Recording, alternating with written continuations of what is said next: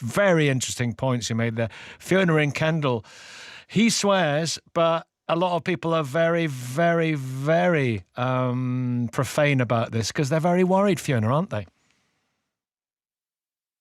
Death, isn't it, Nikki? And we haven't got time for these kind of debates. I listened to you, Nikki, and bless you for covering it the way you do. And I heard the show where you talked about the two meteorologists you talked to who terrified you. And I know you get it now, that what we see over and over again and here are these brilliant political debates. This is not about politics now. This is about us looking at what happened to Spain and those 200 people who died in Spain because they got a year's worth of rain in one day. That is round the corner for all of us if we don't stop burning oil and gas. So Rosebank is just a nightmare, and it's a Can we stop burning it now, though? Can we stop immediately? We can't.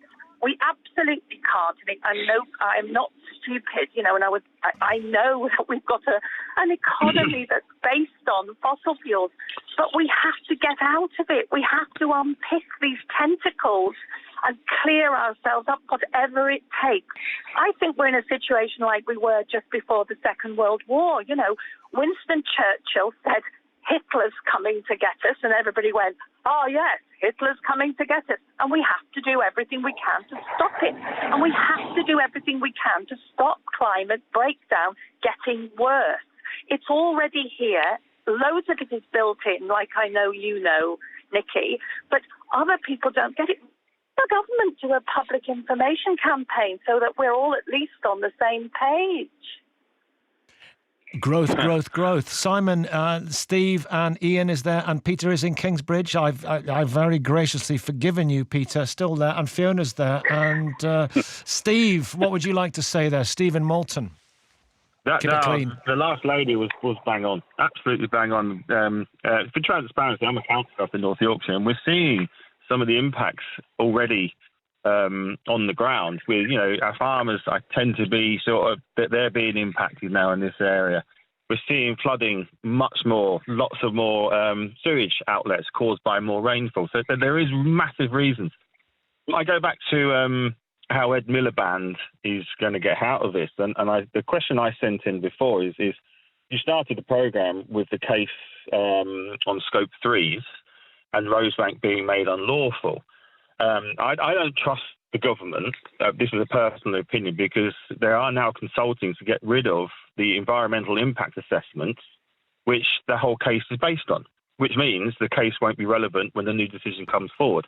So I think it's really important that the Green Movement, or the eco-nutters, as we're called, really sits up and takes notice to make sure they don't make the Scope 3 assessments irrelevant.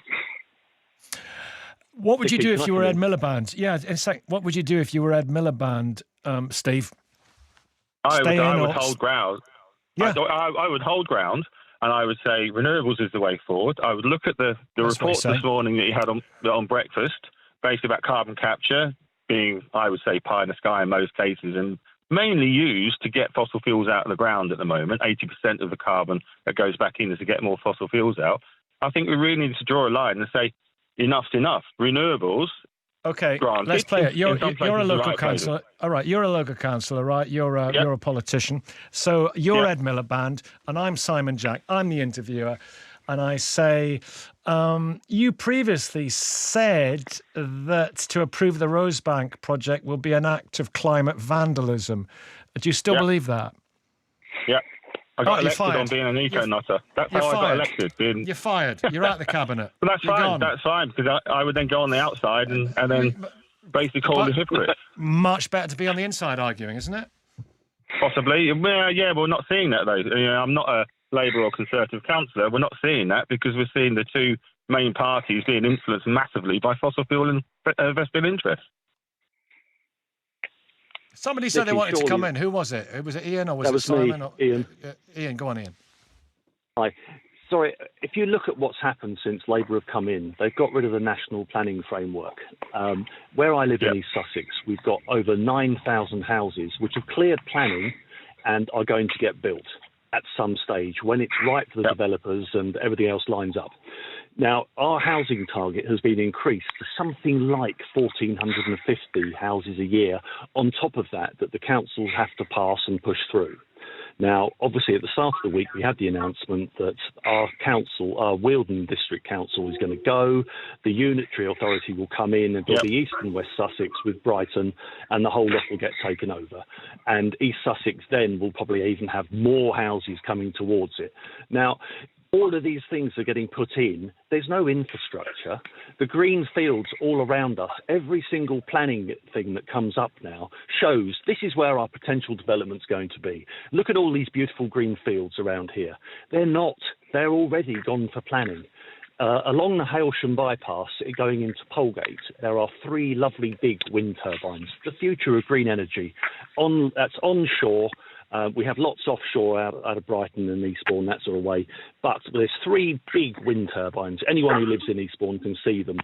And those fields around there, huge, lovely green fields, but they've all gone for planning already. You know, there's so many houses being pumped in here. The ecosystem is being destroyed left, right and centre purely for expediency of getting money in for the government, getting money. You know, there's bigger pictures at play here. And unfortunately, we all want to save the planet. And I'm not advocating for these houses coming. I'm in absolute horror. We don't have enough water.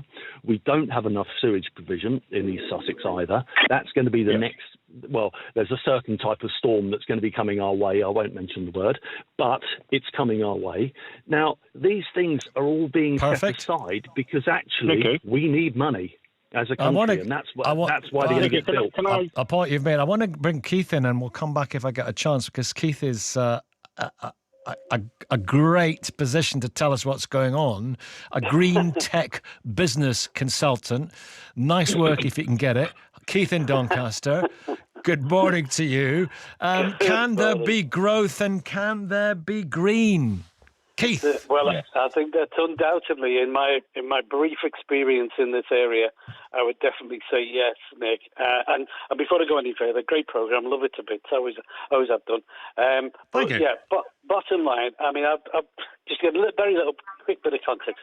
Worked in the arena of management consultancy with small to medium-sized businesses for the last 25 years. So I've seen a lot of stuff. And what I've seen in the last year or so across the West Yorkshire district is green economy businesses that are grown from the bottom up, using technology, using science, using engineering in the most innovative and clever ways.